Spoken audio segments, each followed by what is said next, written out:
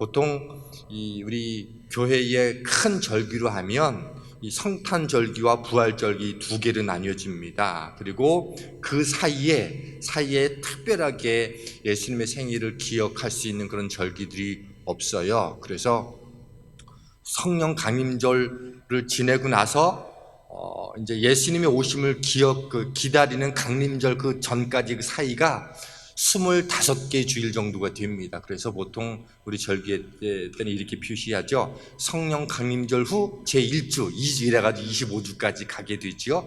그것을 보통 우리 개신교에서는 그런 표현을 잘 안 하는데 연중식이라 그래서 연중에 중요하게 이 주일을 어떻게 보낼 것인가. 그래서 이 대부분의 교회는 성령을 통해서 우리에게 주셨던 그 은혜와 감동과 제자들의 삶을 가능하게 했던 그 제자들의 의미를 다시 한번 기억하고, 또 웨슬리 목사님을 통해서 회심했던 그 은혜를 기억하면서 주일을 중심으로 어떻게 제자됨을 이뤄갈 것인가, 그것에 초점을 두고 이 기간 동안은 주로 제자됨의 삶, 그리고 제자 훈련, 양육이라고 하는 과정에 초점을 두고 이 교회가 세워져 나가게 됩니다. 그런 의미에서 오늘 본문은 참 의미가 있다고 생각을 합니다. 보통 오늘 본문은 종료주일에 함께 나누게 될 말씀인데, 오늘 그 웨슬리 회심 기념주일과 성령 강림절에 맞춰서 오늘 이 종료주일 본문이 오늘 우리에게 어떤 의미를 담고 있을까? 계속적으로 마가복음의 말씀 함께 나누면서 그 의미를 함께 좀 나누기를 원합니다. 예수님께서 예루살렘에 입성하시게 되자 온 이스라엘 백성들이 흥분하고 기대감이 넘쳤습니다.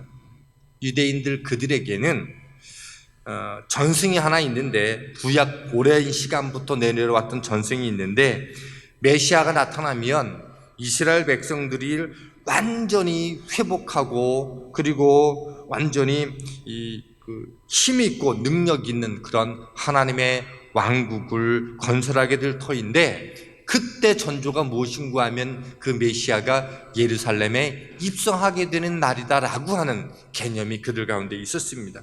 어느 날 소식이 들렸어요.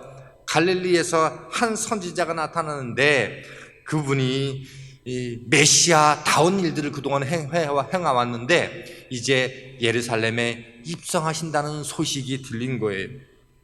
그리고 그들 마음속에 드디어 이제 구약 오랜 시간 때부터 꿈꿨던 그 메시아 왕국, 하나님의 왕국이 이루어질 거겠구나라고 하는 그 기대감 때문에 사람들의 마음이 흥분이 됐습니다.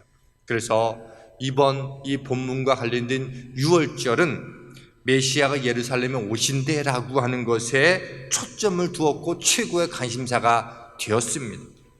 그리고 기대가 어떻게 나타나는가 하면 8절 이후의 내용이 되는 거죠. 많은 사람들이 겉옷을 그리고 나뭇가지를 길에 펴면서 호산나 호산나 찬송하리로다, 그렇게 환호했다고 이야기합니다. 호산나는 이제 우리를 구원하소서라고 하는 뜻입니다. 그들은 이 메시아의 열망을 담아서 예수님을 환영하고 이제 우리를 구원해 달라라고 외치고 있는 대목인 거지요. 그리고 요한복음은 이 나뭇가지를 종려나무 가지를 흔들었다 이렇게 말하는데, 종려나무는 생명의 나무를 상징합니다. 그러니 예수님이 이 땅의 주인이 되어주셔서 생명의 주인, 우리의 왕이 되어주십시오라고 환호하고 있는 내용이라고 하는 것입니다. 예수님의 예루살렘의 입성은 사람들에게 있어서는 메시아의 입성이다, 그래서 환영하고 있었다는 겁니다. 사람들은 그런 기대를 가지고 있었어요. 그러면 예수님의 입장에서 예루살렘 입성은 여전히 메시아로서 입성은 맞아요. 그러나 내용은 전혀 달랐다고 하는 거지요. 바로 하나님의 나라를 회복하기 위한 그런 예루살렘의 여정이었습니다. 똑같은 메시아로 들어가는데 사람들에게는 그들이 기대해왔던 방식의 그 입성을 기대했고, 예수님은 예수님의 전혀 다른 사람들과 전혀 다른 뜻을 가지고 예루살렘에 입성했다고 하는 거지요. 그리고 이제 예수님께서 메시아로 입성 행차를 준비하시는 거죠. 첫 번째 우리가 함께 좀 나눌 대목은 이것입니다. 나귀를 타고 오신 예수님이라고 하는 것을 우리가 좀 주목할 필요가 있습니다. 예수님의 메시아됨에 있어서 오늘 우리 본문 1절과 2절에는 이렇게 기록되어 있습니다. 그들이 예루살렘에 가까이 와서 감난산 벳바게와 베다니에 이르렀을 때에 예수께서 제자중 둘을 보내시며 이르시되 너희는 맞은편 마을로 가라. 그리로 돌아가면 아직 타보지 않은 나귀 새끼가 매어 있는 것을 보리니 풀어 끌고 오라. 예수님께서 하나님 나라의 회복을 위한 마지막 여정을 준비하시는데 그때 이 행차를 준비하기 위해서 말을 준비하신 게 아니라 나귀를 선택하셨다고 하는 겁니다. 보통 한 나라의 왕으로 메시아로 그리고 이 나라를 온전히 회복하려면 적어도 말을 타고 개선장군처럼 입성해야만 되는 겁니다. 왕은 힘이 있고요, 위엄과 품위가 있으니 마땅히 그래야만 하는 거였어요. 그래서 사람들은 당연히 그런 기대를 가지고 있었습니다. 그런데 예수님께서 나귀를 탔다는 것은요, 아주 파격적이고 또 때로는 볼품없고 우스꽝스러운 모습이기도 했을 겁니다. 대부분 나귀는 일반 평민이 탔고 노약자나 어린아이들이 선택해서 타는 동물이었어요.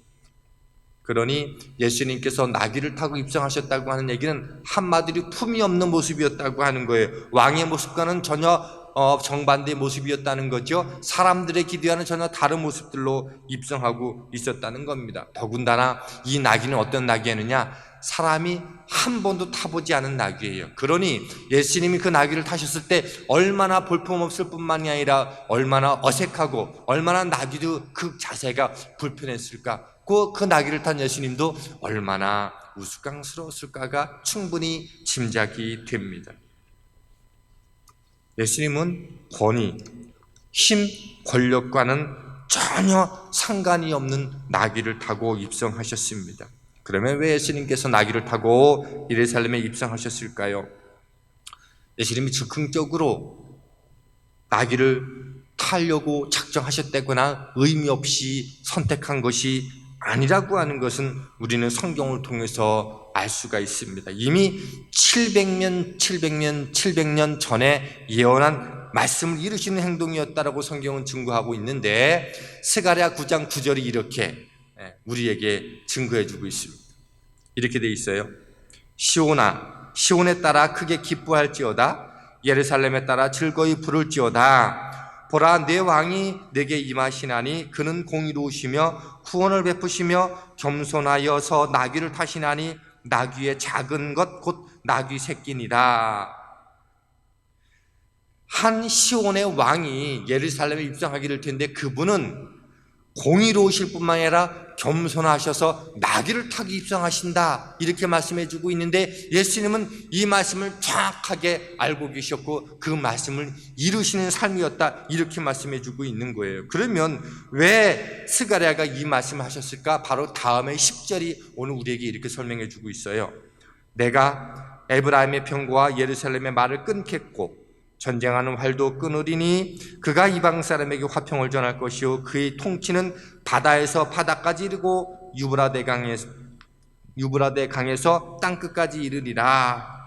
병거는 요즘으로 말하면 탱크와 같은 거잖아요. 전쟁을 상징하는 거잖아요. 힘에 의해서 어떤 나라를 이루가는 것을 상징하는데 그 예루살렘에 입성할 참된 왕은 평화를 이루실 그분이신데 그분은 어떻게 그 전쟁을 끊고 화를 끊고 이방 사람들에게 화평을 전하고 화평을 이룰 것인데 그 일들을 위해서 그분은 나귀를 타고 입성하게 될 거다, 이렇게 주시는 말씀인 거예요. 그러니 예수님이 예루살렘에 입성하시는 것은 사람들의 기대대로 힘과 능력과 권위와 폭력과 전쟁을 가지고 나라를 세워서 군림하는 왕이 아니라 이 땅에 평화의 주님으로 그 땅을 입성하실 것인데 그 나라는 어떤 나라다? 평화의 나라라고 하는 거예요.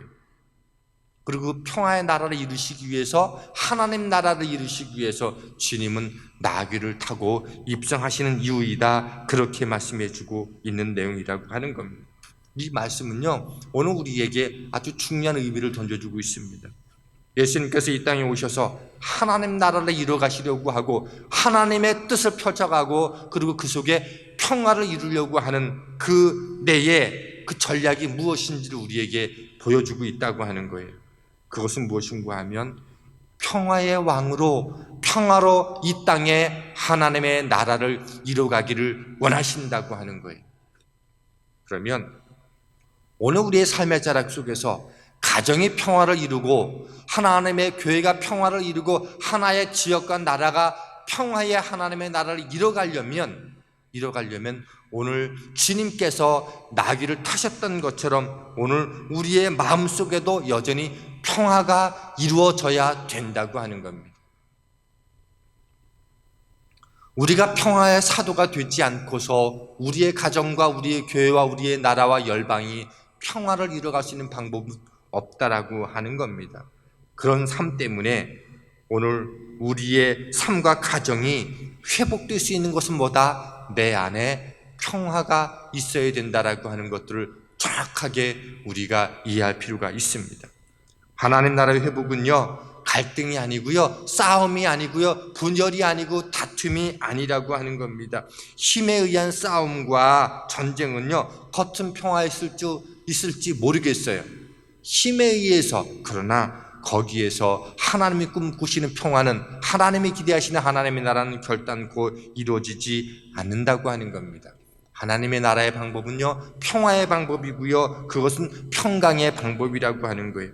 그래서 그것을 온몸으로 보여주신 게 뭐다? 나귀를 타고 입성하셨다고 하는 겁니다. 그러니 그분이 평화의 주인이 되셔서 나귀를 타고 평화의 나라를, 하나님 나라를 이루기를 원하셨다면 오늘 우리가 평화를 이루는 방법도 똑같다고 하는 거예요. 우리가 나귀를 타는 존재와 같은 평화의 사람, 평화의 사도가 될 때 하나님의 평화의 나라는, 하나님의 나라는 이루어진다라고 하는 것들을 오늘 우리에게 보여주는 첫 번째 메시지입니다. 두 번째, 그러면 이 하나님 나라, 평화로 이루어지는 이 하나님 나라를, 이 두 가지 나귀를 통해서 우리에게 보여주는 메시지가 두 가지 기둥이 이 하나님 나라, 평화의 나라를 이루는 두 가지 기둥인데, 첫 번째가 무엇인가, 그 두 번째로 우리가 생각할 하나님 나라의 두 기둥 가운데 하나는 뭐인가 하면 겸손이라고 하는 거예요.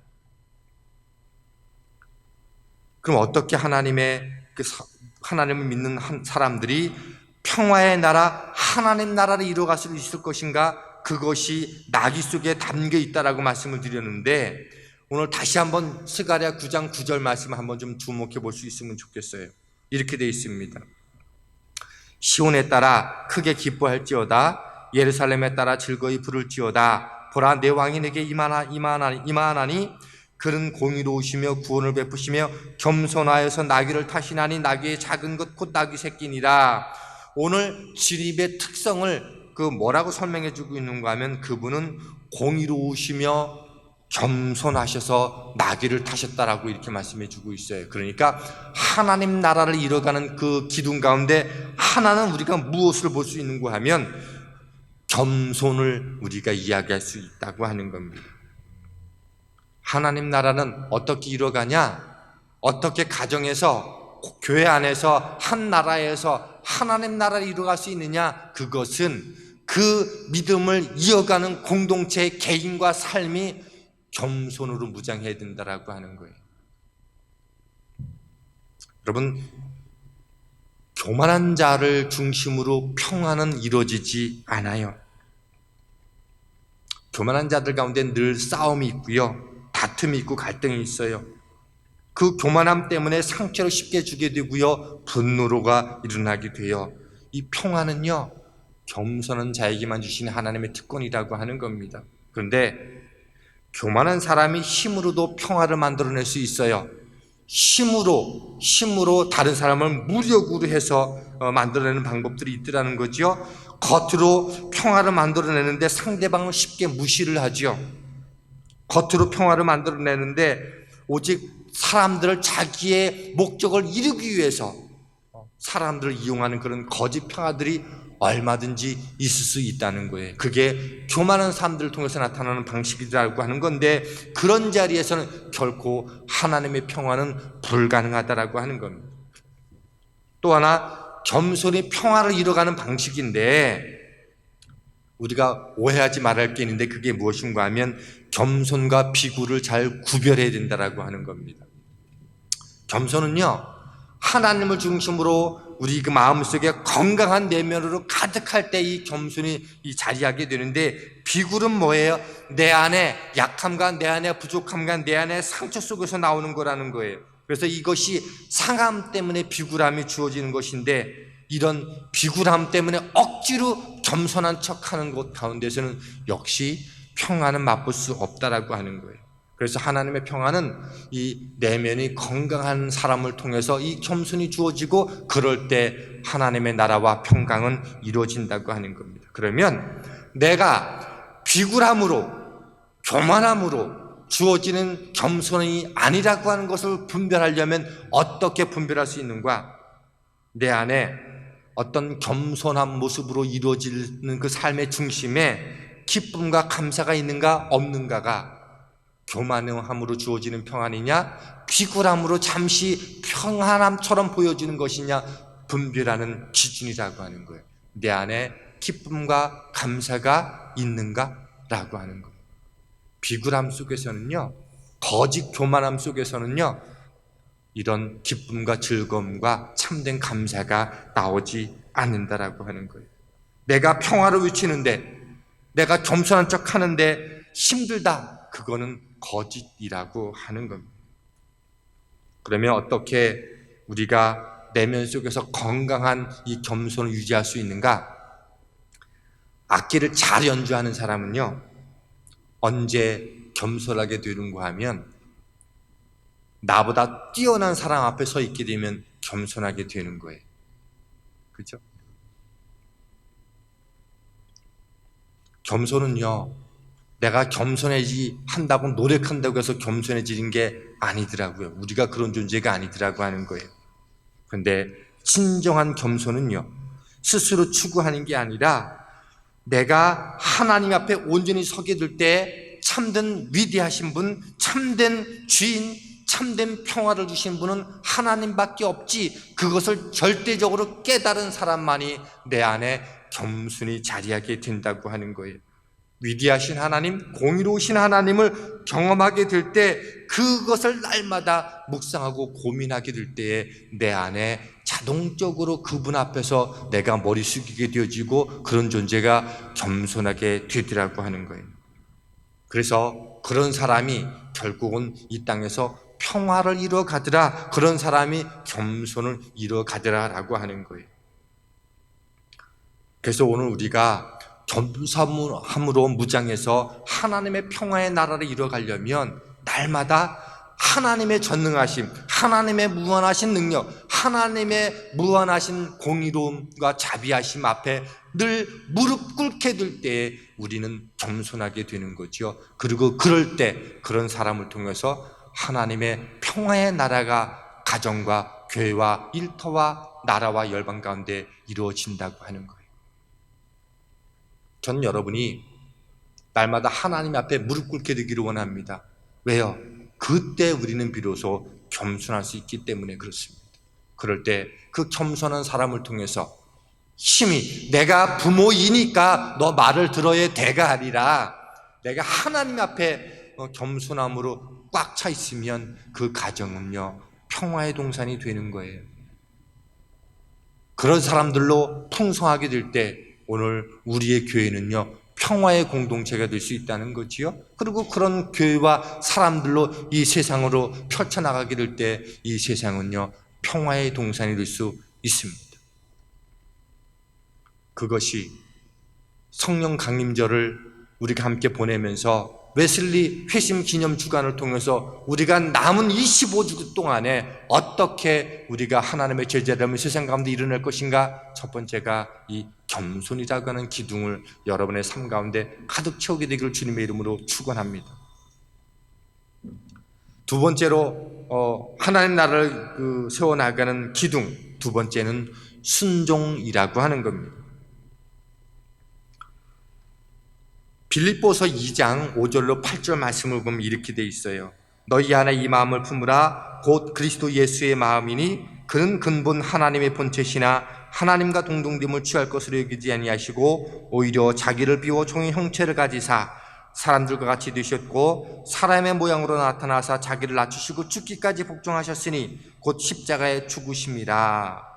예수님은 하나님의 동등된 입장에 계신 분임에도 불구하고 당신을 친히 낮추셔서 죽기까지 하나님의 뜻에 복종하셨어요. 그리고 예수님께서 그 뜻을 이루기 위해서 예루살렘에 들어가는 모습 자체가 구약에 예언된 스가랴 9장 9절과 10절의 말씀을 성취하신 순종의 그 길로 걸어가셨다고 하는 거지요.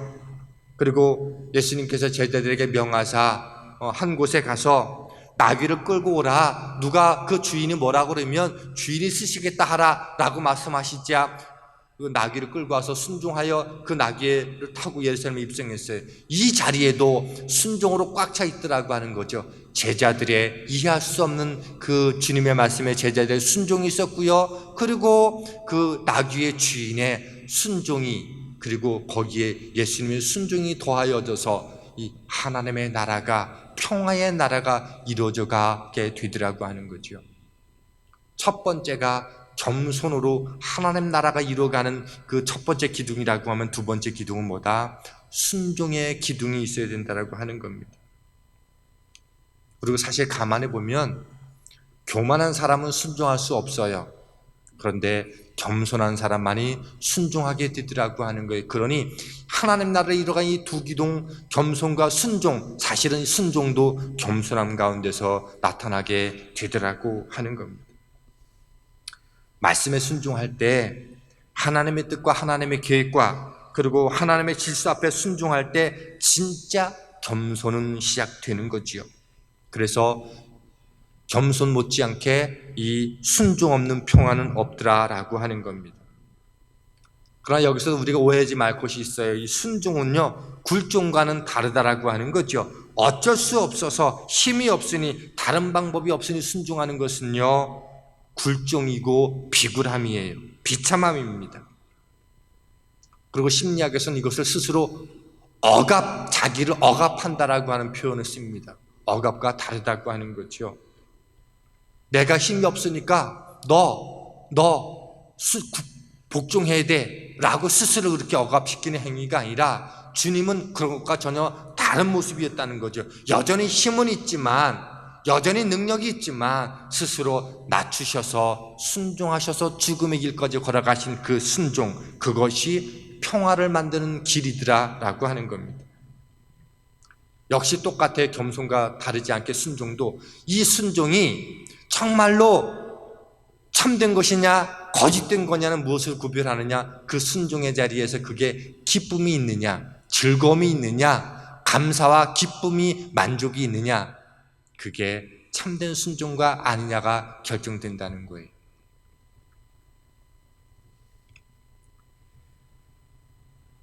지금 내가 계산이 안 되고 상황이 바뀔 것 같지도 않은데 하나님의 약속이 있고 하나님의 말씀이 그러하니, 하나님의 뜻이 그런 것이 깨달아지니 내가 순종합니다 라고 하는 것, 그리고 그 속에 기쁨이 있다고 하면 그것은 하나님이 원하시는 순종이고, 그런 순종을 통해서 하나님의 평화의 나라가 이루어진다고 하는 겁니다. 오늘 말씀을 정리하고자 합니다. 예수님은 말 대신 나귀를 선택하셨어요. 힘 대신 연약하고 볼품없는 나귀를 택하셨습니다. 이유는 하나님 나라는 세상 나라와 다른 가치와 목적을 가지고 있기 때문이다라고 하는 것을 보여주시기 위함입니다. 그래서 힘과 권위와 승리자의 상징인 말 대신 겸손과 순종의 상징으로 대변될 수 있는 나귀를 타시고 예루살렘에 입성하셨습니다. 그리고 오늘 주님을 믿는, 하나님을 믿는 모든 사람들마다 이 땅을, 이 세상을, 우리가 살고 있는 가정과 일터와 모든 교회 공동체와 나라와 열방이 평화의 나라 하나님의 꿈을 이뤄가는 백성 되기를 원하십니다. 그러면 오늘 우리 가운데 있어야 될 것도 마땅히 뭐다? 우리가 평화의 사람이 되어야 되는데, 이 평화의 사람이 되는 데는 겸손과 순종, 이 두 가지 가치가 오늘 우리 가운데 무장하게 될 때만이 이 하나님의 나라는 이루어질 수 있다고 하는 겁니다. 그러려면 먼저 우리 안에 평화의 사람이 되어지는데 겸손과 순종으로 무장해야 되는데, 그러려면 내 안에 힘과 능력과 파워와 그런 것들로 무장하여야 된다라고 하는 그 마음에, 가슴에 그것을 내보내고 우리 안에 하나님 앞에 날마다 복종하겠다고 하는, 하나님만 전능하시고 능력자라고 하는 그분 앞에 나 자신을 내어드려서 그분이 가지고 있는 평화는 우리 가슴속에 날마다 채워야 된다라고 하는 거예요. 끊임없이 내 안에 일고 있는 전쟁을 몰아내야 되고요, 내 안에 갈등을 몰아내야 돼요. 내 안에 분노를 몰아내야만 합니다. 그렇지 않고 우리 안에서 겸손과 순종이 자리할 틈은 없기 때문이라고 하는 거죠. 겸손과 순종으로 저와 여러분의 마음의 자리가 꽉 채워져서 주님이 가지셨던 평강이 저와 여러분 안에 가득 채워지기를 원합니다. 그리고 그런 평화의 사도로 오늘 내게 주어진 삶의 자리로 주님께서 보내신 사명자로, 선교사로 그렇게 살아가게 될 때에 우리는 오순절 성령 강림절 역사를 온몸으로 경험했던 제자들처럼 오늘도 이 시대에 걸맞는 제자의 삶을 살아갈 수 있게 될 것입니다.